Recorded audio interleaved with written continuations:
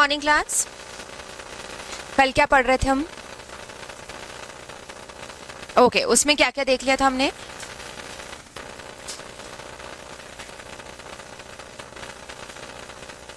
Hmm.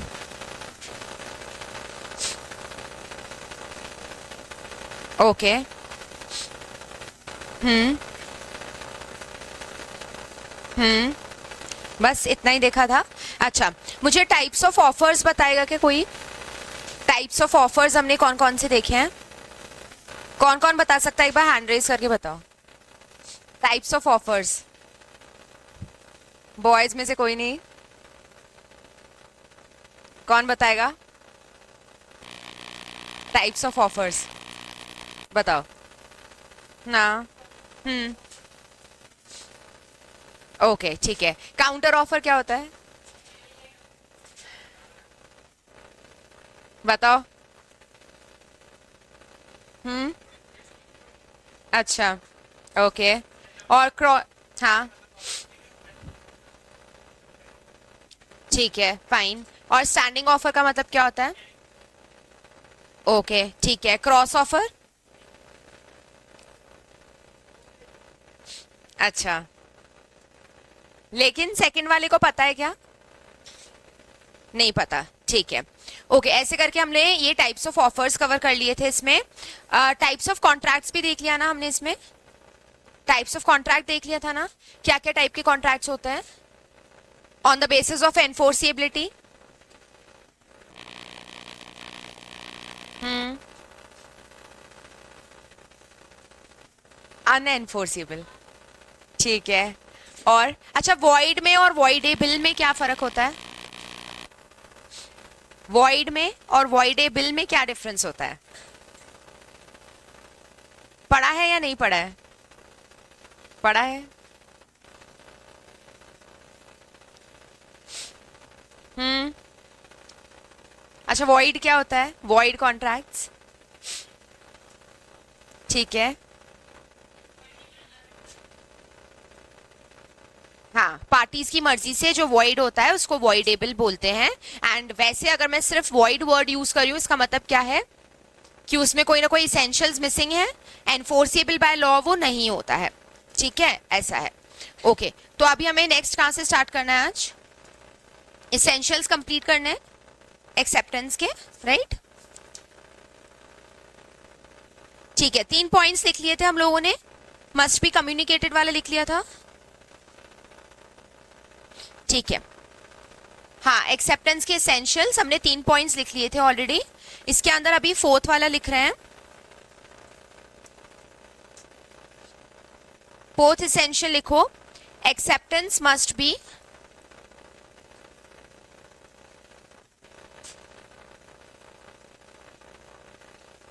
must be in a prescribed mode.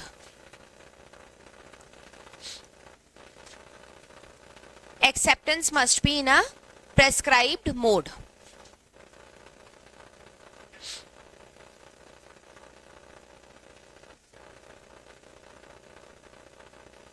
इसके अंदर explanation लिखेंगे।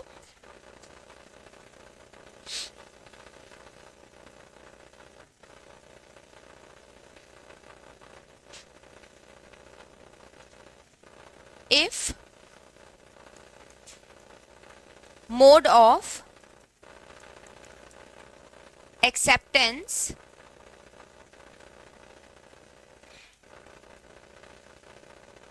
is prescribed in proposal,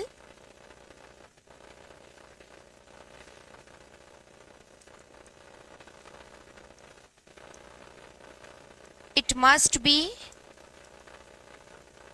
accepted in that manner only. It must be accepted in that manner only.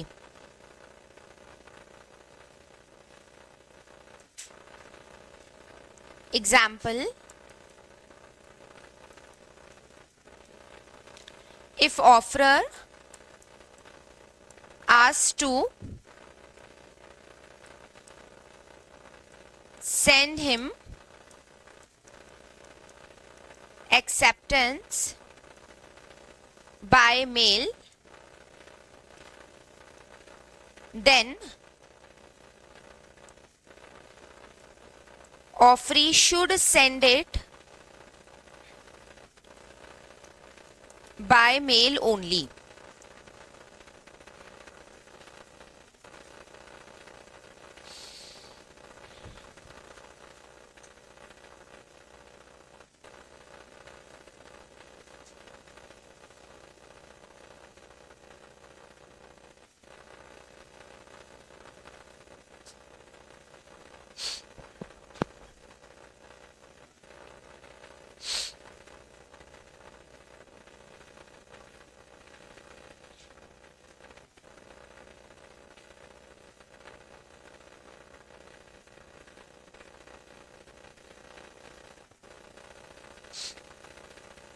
ठीक है, ये point क्या कह रहा है? ये पॉइंट ऐसे कह रहा है कि अगर एक्सेप्टेंस देने के लिए आपको कोई मोड प्रिस्क्राइब कर रखा है तो आपको एक्सेप्टेंस उसी मोड से देनी चाहिए. फॉर एग्जाम्पल, अगर मैं आपको कोई ऑफर दे रही हूँ और मैं कह रही हूँ कि उस ऑफर का एक्सेप्टेंस आप मुझे मेल पे ही सेंड करोगे, तो अगर आपने मुझे कॉल करके एक्सेप्टेंस दे दिया तो क्या वो वैलिड होगा? नहीं होगा. या आप पर्सनली मेरे पास आकर के एक्सेप्टेंस दे रहे हो तो वो वैलिड होगा क्या? नहीं होगा.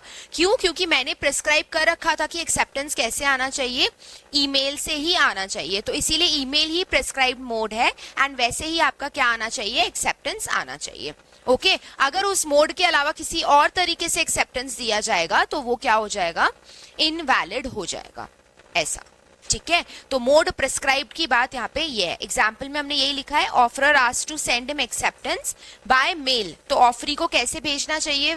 मेल से ही भेजना चाहिए. ऐसा.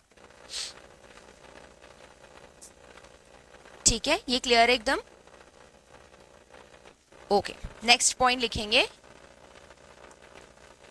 Fifth, time.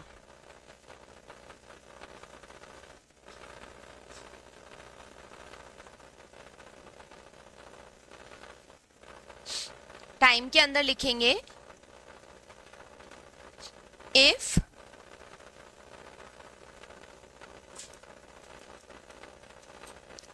Time for accepting an offer is specified and on the other hand if no time specified. अगर टाइम स्पेसिफाइड है तो उतने ही टाइम पीरियड में एक्सेप्टेंस आनी चाहिए.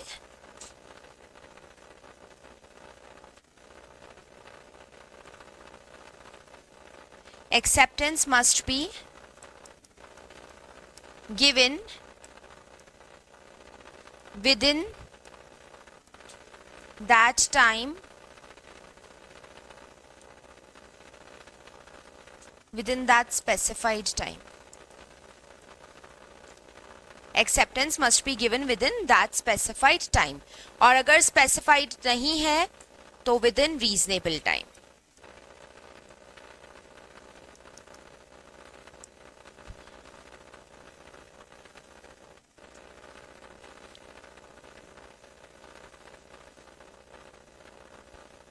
within.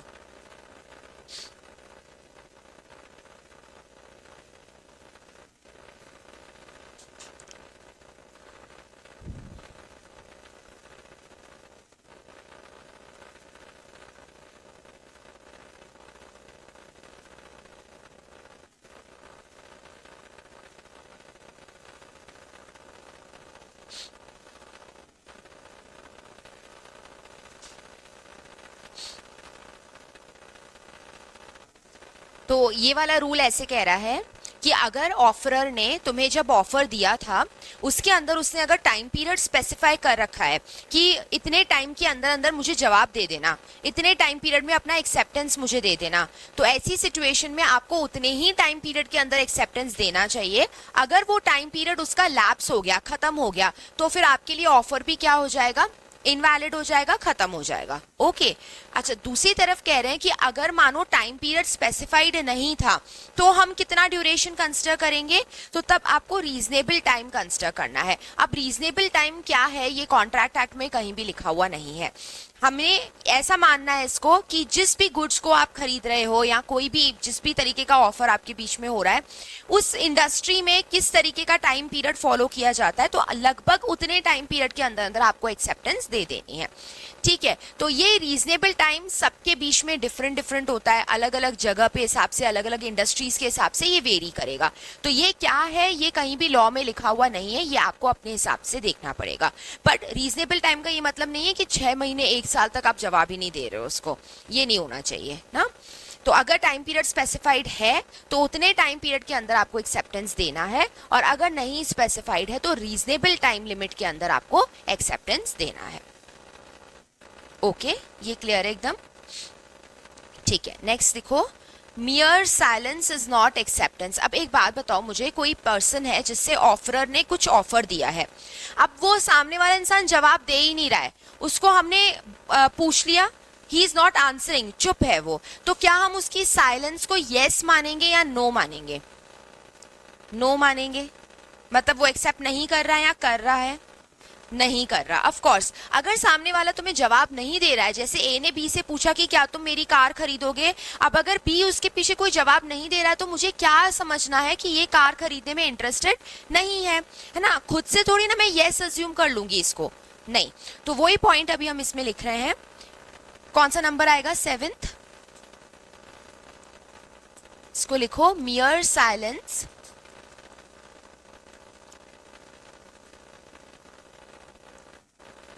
is not an acceptance. Mere silence is not an acceptance.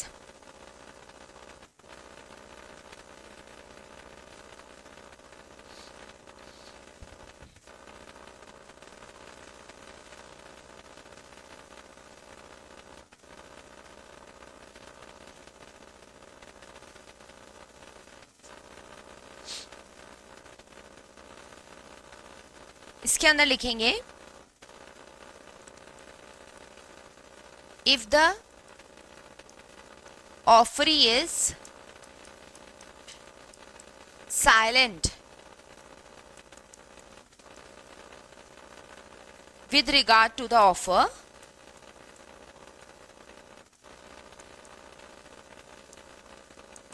it will not be treated as his acceptance. अगर वो silent है, चुप है, जवाब नहीं दे रहा है, तो इसको हमें इसका एक्सेप्टेंस नहीं मानना है।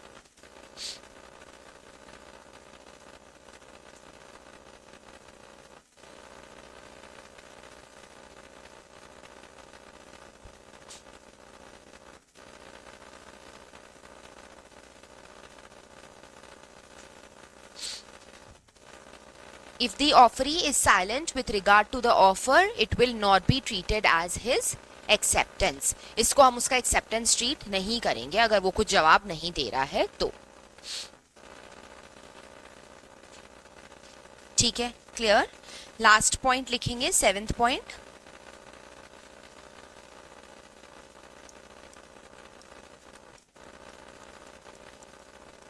Acceptance by conduct.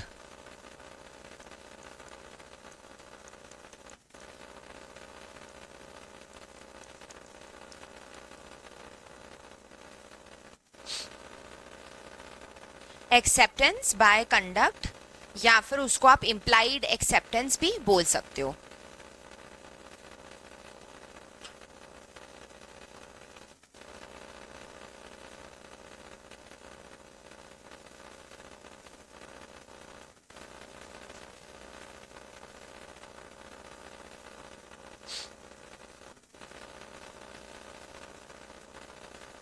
इसमें लिखेंगे,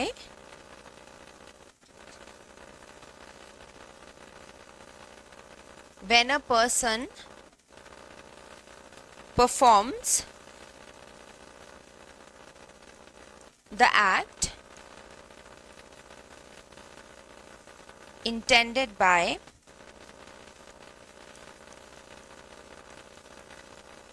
the proposer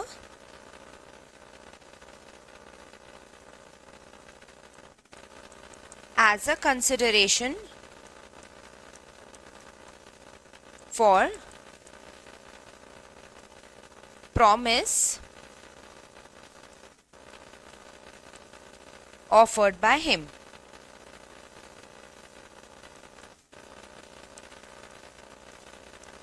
The performance of act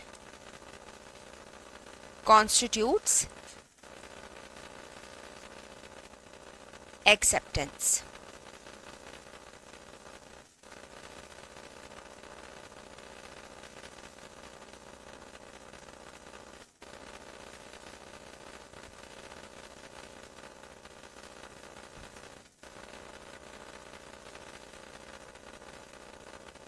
Example,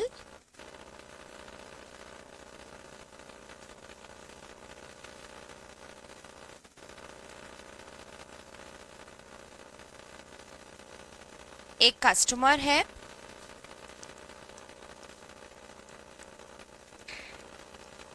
और एक ट्रेड्समैन है।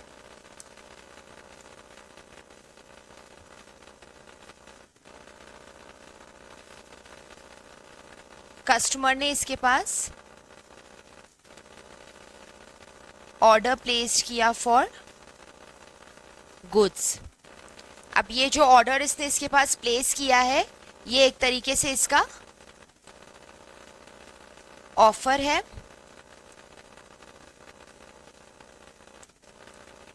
और ऑर्डर प्लेस करने के बाद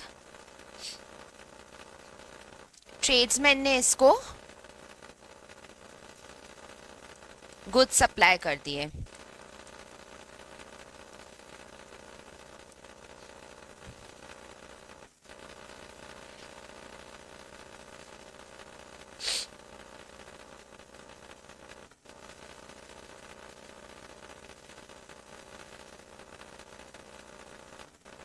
This means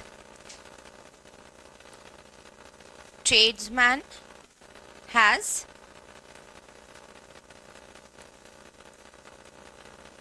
accepted the offer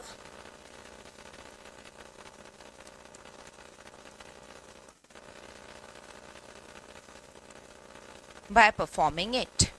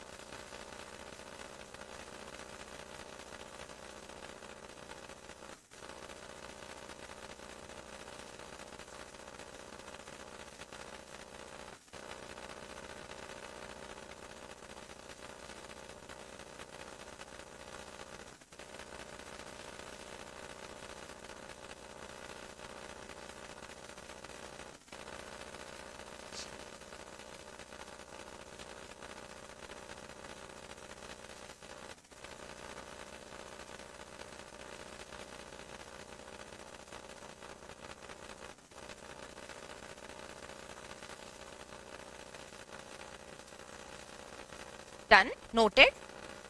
okay, देखो ये लैंग्वेज इसमें क्या बोल रही है।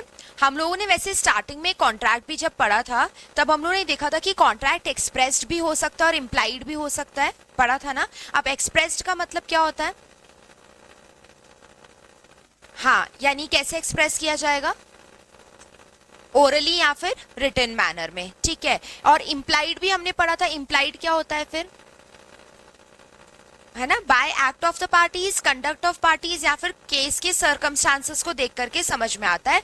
जो चीज एक्सप्रेस नहीं करी गई है, पार्टीज के एक्ट से पता लग रही है, वो इम्प्लाइड होती है हाँ, यहाँ पे ये क्या बोल रहे हैं, एक्सेप्टेंस कैसा एक्सेप्टेंस है, इम्प्लाइड एक्सेप्टेंस है। कंडक्ट से पता लग रहा है कि सामने वाली पार्टी ने आपका क्या किया है, ऑफर एक्सेप्ट कर दिया है। ओके, अब देखो, when a person performs the act intended by the proposer, उससे क्या करा, डायरेक्टली उस एक्ट को परफॉर्म कर दिया, ठीक है, as a consideration for the promise offered by him, यानी कि जो ऑफरर आपको कंसिडरेशन दे रहा है उसके बदले आपने क्या किया, उस एक्ट को डायरेक्टली परफॉर्म कर दिया। The performance of act constitutes N acceptance itself, यानी कि तुमने उसको अलग से एक्सेप्टेंस कम्युनिकेट नहीं करी थी, लेकिन रादर तुमने डायरेक्टली क्या कर दिया, उसको परफॉर्म कर दिया। अब ऐसे अगर कर रहे हो तो वो भी क्या माना जाएगा, वैलिड माना जाएगा, and this is implied acceptance. Okay, इसका एग्जाम्पल देखो एक बार, इससे ज्यादा क्लियर समझ आएगा। एक कस्टमर है, कस्टमर ने एक ट्रेड्समैन के पास क्या किया, गुड्स का ऑर्डर प्लेस किया, ठीक है। तो गुड्स का ऑर्डर प्लेस करना मतलब कस्टमर क्या कर रहा है, एक तरीके से ऑफर दे रहा है उसको, हाँ। अब ट्रेड्समैन ने देखो एक्सेप्टेंस नहीं दिया है यहाँ पे, उसने क्या किया, डायरेक्टली गुड्स को सप्लाई कर दिया, गुड्स डायरेक्टली भिजवा दिए कस्टमर के पास। अब ऐसी सिचुएशन में इसने क्या किया है, परफॉर्मेंस किया है, राइट। अब ये परफॉर्मेंस क्या माना जाएगा, इम्प्लाइड एक्सेप्टेंस माना जाएगा। वही मैंने लिखा है, this means the tradesman has accepted the offer by performing it. आपने क्या किया, आपके कंडक्ट से ये शो किया कि हाँ मुझे तुम्हारा ऑफर क्या है, एक्सेप्टेड है। ओके, क्लियर ये चीज। तो यहाँ पे एक्सेप्टेंस कम्युनिकेट हुआ है क्या, नहीं हुआ है, लेकिन परफॉर्मेंस हो गया, डायरेक्टली परफॉर्मेंस हो चुका है। ओके, बट अब एक छोटा सा ट्विस्ट कर रही हूँ मैं इस स्टोरी में। अगर सपोज करो ट्रेड्समैन को ऑफर के बारे में अभी पता नहीं होता और वो इसका परफॉर्मेंस कर देता, तब ये वैलिड था क्या, नहीं, तब ये वैलिड होता क्या। कहाँ पढ़ा था हमने, कौन से केस के अंदर ऐसा पढ़ा था कि ऑफर सुना नहीं, पहले उसको परफॉर्म कर दिया, लालमन शुक्ला। हाँ, आपस में मत बताओ, मुझे बताओ, ठीक है। तो लालमन शुक्ला है वर्सेस गौरीदत्त वाला केस जो था, जिसमें गौरीदत्त ने जो रिवॉर्ड भेजा था उसके बारे में उसको नहीं पता था, परफॉर्मेंस डायरेक्टली उसने कर दिया था, but then it was held कि उसको रिवॉर्ड नहीं मिलेगा। तो इसीलिए ये ध्यान रखना, ऑफर का कम्युनिकेशन जरूरी होता है। वैसे तो एक्सेप्टेंस का भी कम्युनिकेशन जरूरी है, लेकिन आप क्या कर रहे हो ना, इम्प्लाइडली एक्सेप्टेंस दे रहे हो, यानी कि बिना कम्युनिकेट करे डायरेक्टली क्या कर दिया, उसको परफॉर्म कर दिया, ऐसा। अच्छा, एग्जाम्पल, अभी तुम लोगों ने सीए फाउंडेशन के अंदर अपना वो कराया होगा, रजिस्ट्रेशन कराया होगा आईसीएआई के पास, कराया है सब लोगों ने। अच्छा, अब उसके बदले ना, फॉर्म फिल करने के बदले तुम्हारे पास एक मेल आया होगा, है ना, कि आपका फॉर्म सक्सेसफुली सबमिट हो चुका है या फीस का पेमेंट सक्सेसफुल हो गया, ऐसे आता है ना मैसेज। अब सपोज करो तुमने ये सब कुछ कर दिया, लेकिन सामने से कोई मैसेज नहीं आया, कोई मेल नहीं आया, मतलब एक्नॉलेजमेंट नहीं आया उनकी तरफ से। अब तुम कंफ्यूजन में कि पैसे भी कट गए, पता नहीं उनका स्टेटस क्या है, रजिस्ट्रेशन हुआ नहीं हुआ। ओके, लेकिन 2 दिन बाद है ना, इंस्टीट्यूट की तरफ से तुम्हारे पास घर पे मॉड्यूल्स आ गए, डायरेक्टली इंस्टीट्यूट ने क्या करा, तुम्हें मॉड्यूल्स भेज दिए। अब तुम क्या मानोगे इसको, एक्सेप्टेंस, राइट। ये मतलब तुम तो यही मानोगे ना, हाँ मेरा रजिस्ट्रेशन कर दिया इंस्टीट्यूट ने, तभी तो मुझे बुक्स भेजी है इन्होंने घर बैठे, सही है। तो ये उनका क्या है, इम्प्लाइड एक्सेप्टेंस है, कि हमने आपको अलग से कम्युनिकेट नहीं किया कि आपका रजिस्ट्रेशन हुआ या नहीं हुआ, लेकिन हमने आपके घर पे क्या करा, बुक्स भिजवा दी, परफॉर्मेंस कर दिया उसका, सिंपल, ठीक है। तो ये यहाँ पे इम्प्लाइड एक्सेप्टेंस होता है। नाउ विद दिस हमारे पास टोटल कितने पॉइंट्स हो गए, यहाँ पे 7 पॉइंट्स हो गए इसेंशियल्स के ना, ये कंप्लीट हो गया टॉपिक पूरा हमारा। अब टोटल 7 इसेंशियल्स कौन कौन से हैं मुझे ये बताओ। पहला क्या था, पहला क्या था, नोटबुक्स में देख के भी बोल सकते हो, कोई दिक्कत नहीं है, ओरल टेस्ट नहीं है, सिर्फ रिवीजन है। क्या था फर्स्ट रूल, क्या था इसका, ठीक है, मतलब जिसको ऑफर दिया गया है एक्सेप्टेंस सिर्फ उसी पर्सन को देना है। अच्छा, ये कौन सा वाला ऑफर होता है, स्पेसिफिक ऑफर होता है, ठीक है। सेकंड, ओके, अनकंडीशनल होना चाहिए और अनक्वालिफाइड होना चाहिए। लेकिन मुझे बताओ, ऑफर कंडीशनल हो सकता है क्या, ऑफर हो सकता है कंडीशनल, ठीक है, ओके। थर्ड रूल बताओ, मस्ट बी कम्युनिकेटेड, कम्युनिकेशन उसका जरूरी है। 4th पॉइंट, इन अ प्रिस्क्राइब्ड मोड, यानी जिस मोड से बताया गया उसी मोड से आपको एक्सेप्टेंस देना पड़ेगा. फिफ्थ पॉइंट, टाइम में क्या था? ठीक है, अगर टाइम स्पेसिफाइड है तो उतने टाइम में एक्सेप्टेंस देना है, नहीं स्पेसिफाइड है तो रीजनेबल टाइम में देना है. नेक्स्ट, क्या साइलेंस को एक्सेप्टेंस मान लिया जाता है? नहीं. Okay, then last, acceptance by conduct, इसको क्या बुलाया जाता है? इम्प्लाइड एक्सेप्टेंस बुलाया जाता है. यानी कि आपने क्या किया? परफॉर्म कर दिया उसको. कम्युनिकेशन हुआ था क्या यहाँ पे एक्सेप्टेंस का? नहीं. डायरेक्टली क्या हो गया इसमें? परफॉर्मेंस हो गया डायरेक्टली उसका. ओके फाइन, चलो ये वाला टॉपिक अब डन है हमारा. अब नेक्स्ट हम लोग टॉपिक लिखेंगे कम्युनिकेशन ऑफ ऑफर. इसमें चार्ट बनाएंगे हम. कम्युनिकेशन ऑफ ऐसे लिख के सेंटर में हेडिंग दे दो.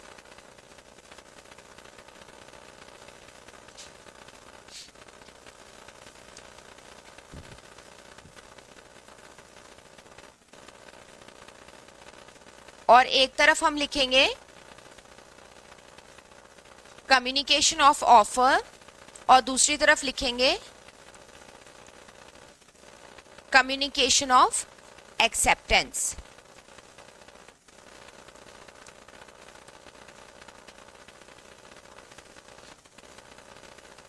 ऑफर वाले के नीचे लिखो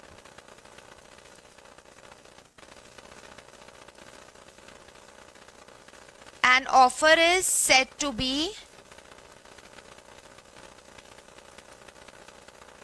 communicated. An offer is said to be communicated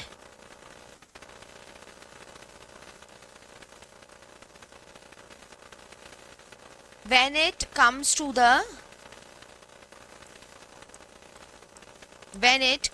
the knowledge of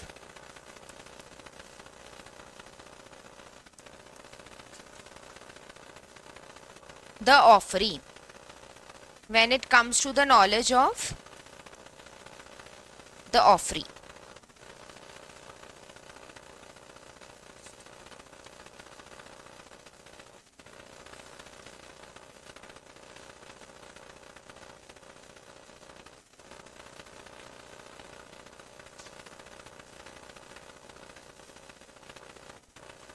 और इस वाले में लिखेंगे एक्सेप्टेंस वाले में, इसमें दो चीजें आएंगी.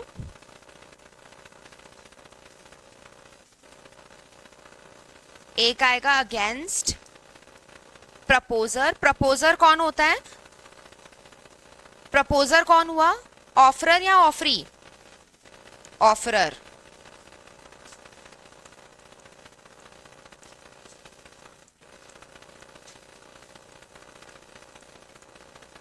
और दूसरी तरफ है अगेंस्ट दी एक्सेप्टर. एक्सेप्टर कौन है? ऑफरर या ऑफरी?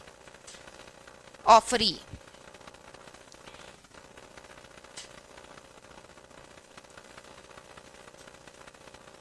इधर वाले में लिखेंगे when it is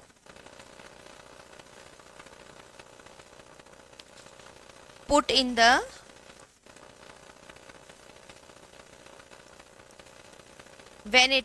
in the course of transmission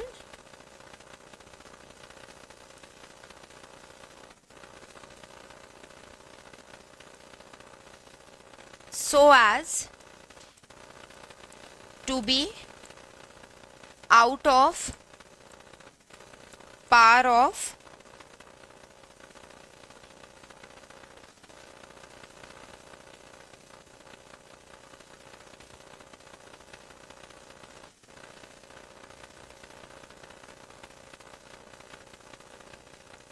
acceptor.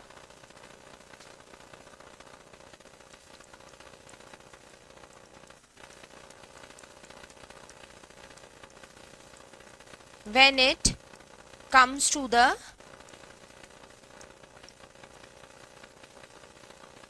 knowledge of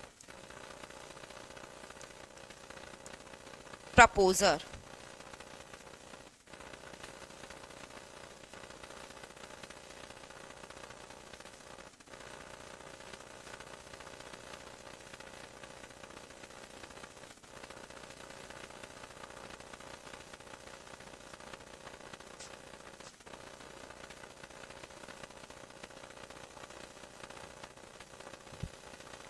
काम करना, पेंसिल से इन दोनों के नीचे लिखना ब्रैकेट के अंदर,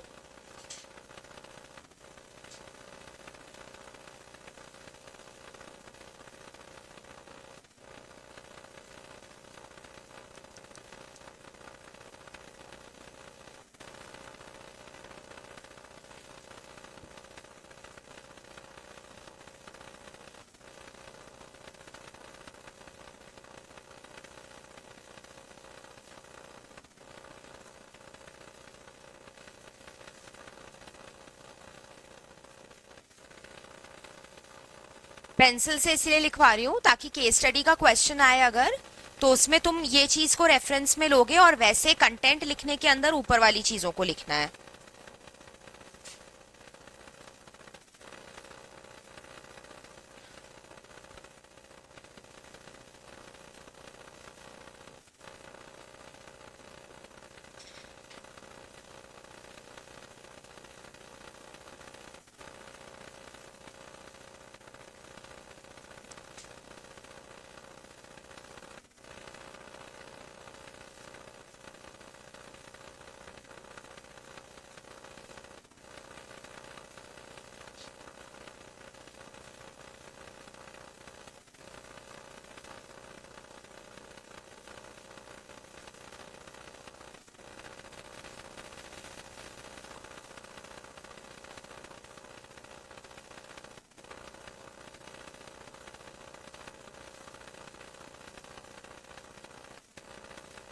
हो गया, नोटिंग हो गया इसका, डन। ओके, देखो अभी हम लोग इसमें टॉपिक में क्या पढ़ रहे हैं, ये है communication of offer and communication of acceptance. Actual में हम लोगों ने यहाँ पे ये फाइंड आउट करना है कि ऑफर कब कम्युनिकेट हो गया है और एक्सेप्टेंस कब कम्युनिकेट हो गई है, ठीक है। क्योंकि जब इसका कम्युनिकेशन हो जाएगा ना, फिर ही क्या माना जाएगा कि ऑफर कंप्लीट हो चुका है या एक्सेप्टेंस कंप्लीट हो चुकी है। ओके, एंड दोनों के ही हमने एसेंशियल रूल्स में ये पॉइंट पढ़ा है कि ऑफर का भी एक्सेप्टेंस जरूरी होता है एंड उसका भी एक्सेप्टेंस का भी कम्युनिकेशन जरूरी होता है। ऑफर एक्सेप्टेंस दोनों का ही कम्युनिकेशन इज इंपॉर्टेंट, ये हमने पढ़ा है ना। अब देखो टाइम बताया इन्होंने कि कब ये कम्युनिकेटेड माना जाएगा। पहले ऑफर कब कम्युनिकेटेड माना जाएगा, when it comes to the knowledge of the offeror, offeree, When it comes to the knowledge of the offeree, मतलब मैंने मेरे यहाँ से ऑफर भेज दिया, अब वो ऑफर जब तुम लोगों को मिलेगा या तुम्हारे नॉलेज में आएगा, तब मैं क्या मानूंगी कि मेरा ऑफर क्या हो चुका है, कंप्लीट हो चुका है या कम्युनिकेट हो चुका है। ओके है ये चीज। तो ऑफर के अंदर तो तुम्हें कंफ्यूजन नहीं आएगा। खुद के व्यू पॉइंट से सोचो कि अगर हम किसी को ऑफर दे रहे हैं तो हमारे लिए वो ऑफर कब कम्युनिकेटेड माना जाएगा, तब माना जाएगा जब सामने वाला उसको उसके नॉलेज में आ जाएगा, वो रिसीव कर लेगा या वो पढ़ लेगा उसको, ये चीज है ना। इसके ब्रैकेट में पेंसिल से लिख लो, व्हेन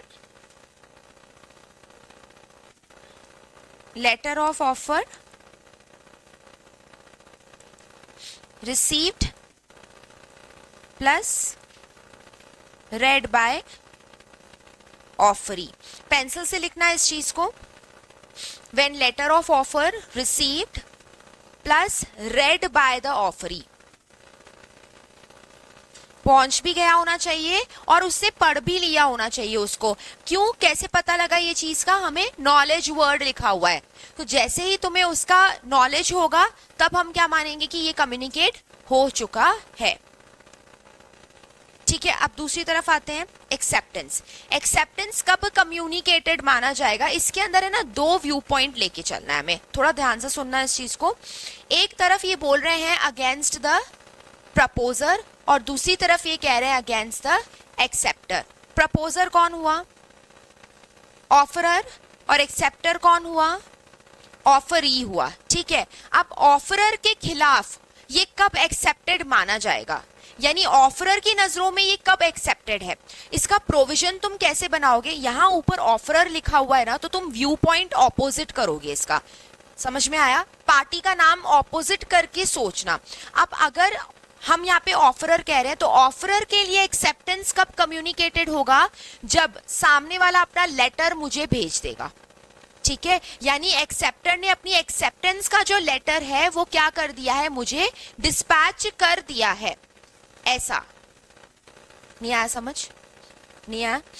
हमने कहा एक्सेप्टेंस कम्युनिकेट कब होगा। ओके अब दो अलग अलग व्यू पॉइंट्स लेके चलना है, एक बार ऑफरर का व्यू पॉइंट लेके चलना है, एक बार ऑफरी का व्यू पॉइंट लेके चलना है ना। अब ऑफरर के लिए यानी मेरे लिए एक्सेप्टेंस कब मिल जाएगा, कब कम्युनिकेट हो जाएगा, जब सामने वाला उसको डिस्पैच कर देगा। उसने लेटर डिस्पैच कर दिया मतलब एक तरीके से उसकी हाँ तो हो चुकी है ना, ये चीज है। ओके लैंग्वेज क्या बोल रहा है, when it is put in the course of transmission. Course of transmission का मतलब क्या होता है, वो रवाना हो चुका है वहां से, वो जो लेटर है वो रवाना हो चुका है। अब देखो लॉ पुराना लॉ है, 1872 का लॉ है, तो तब उस टाइम पे क्या चलते थे, लेटर्स चलते थे। आज के जमाने में हम देखें तो हम मेल और मैसेजेस भेजते हैं। मैं उस कंसर्न में भी तुम्हें बताऊंगी, मेल और मैसेजेस वाला भी बताऊंगी, लेकिन पहले लेटर के व्यू पॉइंट से समझो। Put in the course of transmission का क्या मतलब होता है, इसका मतलब है लेटर आपका डिस्पैच हो चुका है। कौन सा letter, letter of acceptance. Acceptance का लेटर डिस्पैच हो चुका है क्योंकि हम एक्सेप्टेंस का कम्युनिकेशन पढ़ रहे हैं। So as to be out of the power of acceptor, मतलब वो एक्सेप्टर की पावर से बाहर जा चुका है। एक्सेप्टर अब उसको विड्रॉ नहीं कर पाएगा, क्योंकि कोई चीज अगर तुम्हारे भाई तुमने एक बार पोस्टमैन को चिट्ठी दे दी तो अब तुम दोबारा थोड़ी ना उससे ले सकते हो, वो तो लेकर के रवाना हो चुका है ना उस चीज को, तो तुम्हारे कंट्रोल से तो बाहर चली गई वो चीज। ऐसा तो मेरे लिए ऑफर कब एक्सेप्टेंस कब कम्युनिकेटेड होगा, जब सामने वाला उस लेटर को डिस्पैच कर देगा। ठीक है, ये अभी हम किसका व्यू पॉइंट लेके चल रहे हैं, ऑफरर का। अब आओ ऑफरी के व्यू पॉइंट से। ऑफरी के लिए, एक्सेप्टर के लिए कब एक्सेप्टेंस कम्युनिकेट हो जाएगा, मतलब उसको भी तो पता होना चाहिए ना कि मेरा लेटर सामने वाले के पास पहुंचा या नहीं पहुंचा। उसके लिए कब माना जाएगा, जब ऑफरर के नॉलेज में ये चीज आ जाएगी तब। ऐसा इसीलिए मैंने तुम्हें क्या कहा कि तुम प्रोविजन जब लिखोगे ना तो तुम व्यू पॉइंट को ऑपोजिट कर लो। यानी कि अगर ये पूछ रहे हैं अगेंस्ट द प्रपोजर, तो तुम्हें इसको क्या करना है, सामने वाले के व्यू पॉइंट से लेना है कि एक्सेप्टर के यहां से रवाना हो गया। और अगर वो बोले कि एक्सेप्टर के व्यू पॉइंट से बताओ, तो उसके व्यू पॉइंट से क्या होगा, मेरा लेटर उसके पास पहुंच गया है। ऐसा अब क्लियर है कि ये चीज अब समझ आ गया? ठीक है, हमें व्यू पॉइंट को ऑपोजिट करना है। अगर यहाँ पे ये प्रपोजर वर्ड है तो तुम ये समझो कि ये कोर्स ऑफ ट्रांसमिशन में निकल चुका है, यानी कि सामने वाले के यहाँ से वो निकल गया, तो हमने यहाँ पे एक्सेप्टर के लिए ले लिया है ना। और ऊपर अगर एक्सेप्टर लिखा हुआ तो यहाँ हमने किसके व्यू पॉइंट से ले लिया, प्रपोजर के व्यू पॉइंट से ले लिया। समझ के करोगे इसको तो भूलोगे नहीं, अगर रट्टा मारोगे तो फिर ये भूल जाओगे, पूरा कॉन्सेप्ट हिल जाएगा इससे। अब मैं ना एक केस स्टडी, अच्छा नीचे हमने क्या लिखा है, मैंने आसान भाषा में नीचे तुम्हें लिखवाया है ये चीज। ये क्यों लिखवाया है, क्योंकि जब केस स्टडी का क्वेश्चन आता है ना, केस स्टडी का क्वेश्चन कैसे आएगा, वो तुम्हें कहेंगे ए ने बी को लेटर भेजा ऑफर का, डेट्स दे देंगे तुम्हें अलग अलग, इस डेट को ये लेटर पहुंचा, इस डेट को ये रिसीव हुआ, ऐसे ऐसे करके। अभी मैं एग्जाम्पल्स करवाऊंगी इसके, उसके अंदर तुम्हें ये ब्रैकेट में लिखी हुई चीजें काम देंगी, है ना। बट प्रोविजन तुम्हें आंसर के अंदर क्या लिखना है, वही लिखना है जो हमने ऊपर लिखा है। ऐसा नीचे लिखा है when the letter of acceptance is posted, वही बात कही थी हम लोगों ने भी अभी, उसने ट्रांसमिशन में डाल दिया मतलब डिस्पैच कर दिया, मतलब पोस्ट कर दिया उसने लेटर। और इस तरफ क्या लिखा हुआ है, when letter of acceptance is received, तो उसके व्यू पॉइंट से कब होगा, जब वो मुझे रिसीव हो जाएगा। ठीक बात है एकदम। तो हम लेटर ऑफ ऑफर ले रहे हैं यहाँ पे, और वहां पे ले रहे हैं लेटर ऑफ एक्सेप्टेंस। अभी हमने सिर्फ लेटर की ही बात करी है, अभी मेल्स एंड मैसेजेस का भी सुनो। व्हाट्सएप का एग्जाम्पल लेते हैं। हम जब व्हाट्सएप पे मैसेज किसी को सेंड कर देते हैं तो हमारे पास सिंगल टिक आता है। सामने वाले का अगर नेट ऑफ है तो तुम्हारे पास एक ही टिक दिखाई देगा, अगर नेट चालू है तो 2 टिक दिखाई देंगे, और फिर वो जब उसको पढ़ लेगा तो ब्लू टिक आ जाएगा। सही बात है एकदम। अच्छा आजकल व्हाट्सएप पे ऐसे होने लगा है कि हम लोग व्हाट्सएप के मैसेजेस को एक बार भेज दिए तो डिलीट भी कर सकते हैं, एडिट भी कर सकते हैं। आज से 5 to 7 years बैक अगर हम देखें ना, ये ऑप्शन नहीं होता था कि हम उस पर डिलीट करें या एडिट तो बहुत रिसेंट अभी आया है 1-2 साल से ना।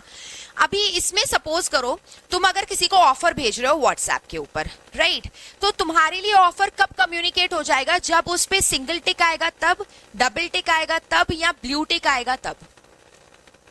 ब्लू टिक श्योर, ठीक है।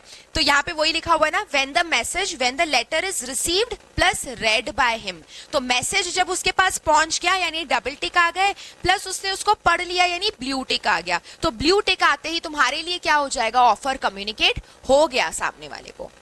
सही बात है एकदम। ठीक है, अब तुमने ऑफर भेजा है, सामने वाला एक्सेप्टेंस देगा या नहीं देगा उसके हिसाब से हम लोग देखते हैं। प्रपोजर के लिए जब वहां से ये मैसेज निकल चुका है, ठीक है, यानी कि letter of acceptance is posted, यानी सिंगल टिक ही आया होगा अभी उसके, तुम्हारे यहाँ पे अभी ये पहुंचा नहीं है, तो सिंगल टिक आते ही इसका मतलब क्या हो गया, ऑफरर के लिए सामने वाले ने एक्सेप्टेंस अभी दे दी है। बट एक्सेप्टर के व्यू पॉइंट से ये कब होगा, जब ऑफरर उसके पास डबल टिक आ जाए प्लस ब्लू टिक आ जाए, यानी कि उसने उसको रिसीव भी कर लिया और उसने उसको रीड भी कर लिया, तो वही आ गया बात नॉलेज वाला पॉइंट। नॉलेज का मतलब यही होता है रिसीव्ड प्लस रेड, ये ध्यान रखना, इसमें लिख लो, नॉलेज का मतलब है रिसीव्ड प्लस रेड। ये जो नॉलेज वर्ड लिखा है ना, इसका मतलब है रिसीव्ड प्लस रेड, रिसीव भी कर लिया और उसको पढ़ भी लिया।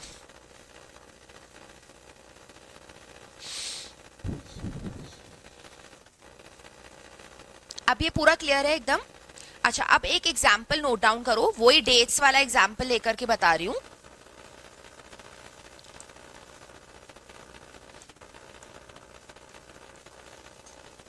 ए सेंट, अच्छा LOO मैं लेटर ऑफ ऑफर के लिए लिख रही हूं और LOA लेटर ऑफ एक्सेप्टेंस के लिए लिख रही हूं, है ना। तो A sent letter of offer to B, कौन सी डेट को भेजा इसने, 1 जनवरी को।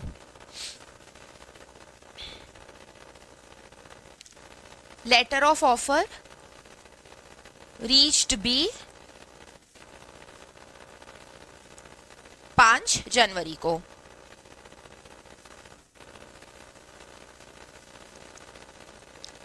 बी ने उसको रेड कब किया, 6 जनवरी को किया। उसके बाद B sent his letter of acceptance 8 जनवरी को। Letter of acceptance reaches A on 10 January, पर ए ने उसको रीड कब किया, 15 जनवरी। अब देखो वैरायटी ऑफ डेट्स आ गई यहाँ पे। अब ये पूरा क्वेश्चन देख करके मुझे बताओ कि हम कम्युनिकेशन ऑफ ऑफर कौन सी डेट को मानेंगे और एक्सेप्टेंस में भी अगेंस्ट प्रपोजर कब मानेंगे और अगेंस्ट एक्सेप्टर कब मानेंगे।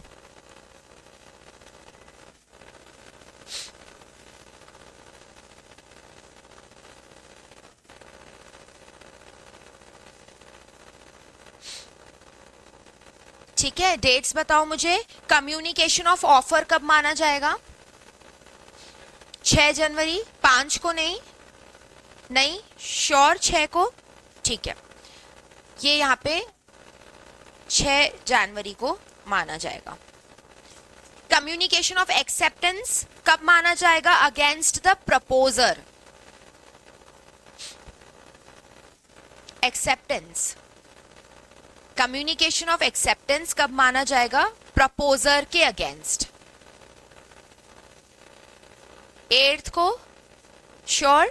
मैंने क्या बताया था, प्रपोजर के अगेंस्ट जब हमें लेना है तब हमें व्यू पॉइंट को चेंज कर देना है, यानी सामने वाले के व्यू पॉइंट से उसने कब उसको रवाना किया है, कब भेजा है। तो कब भेजा है सी ने, 8 को भेजा है ना, तो ये क्या माना जाएगा, 8 जनवरी को communication of acceptance against the proposer है ये।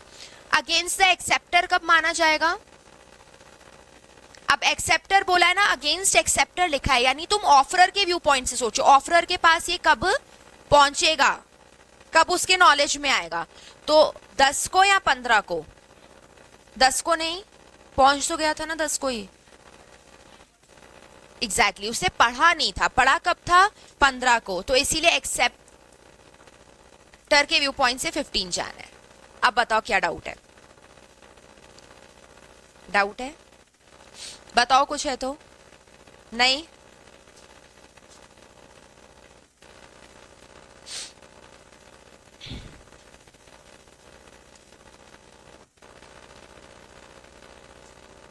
क्लियर है ये एग्जाम्पल एकदम? एक क्वेश्चन और दे दूं, घर से सॉल्व करके लाएंगे।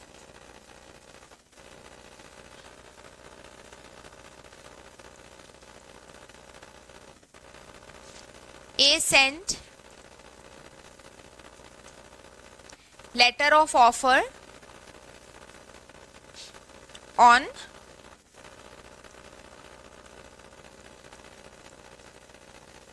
2nd September 2024.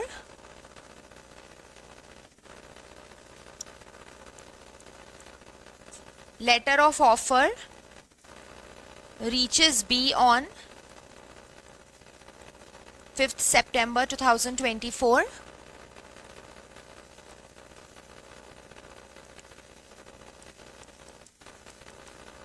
B sent his letter of acceptance on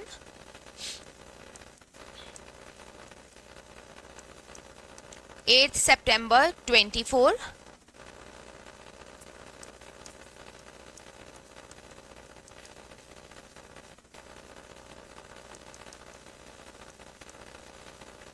Letter of acceptance received with A on 10 September 24.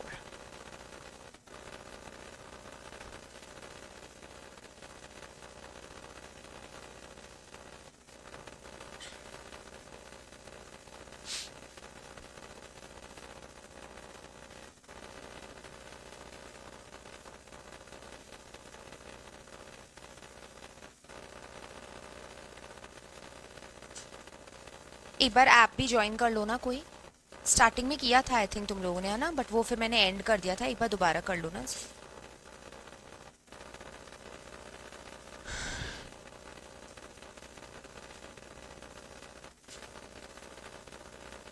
ठीक है, अब ये हम इसमें एक चैप्टर और करेंगे, मतलब एक टॉपिक और करेंगे, फिर हमारी ये फर्स्ट वाला चैप्टर भी डन हो जाएगा इसमें।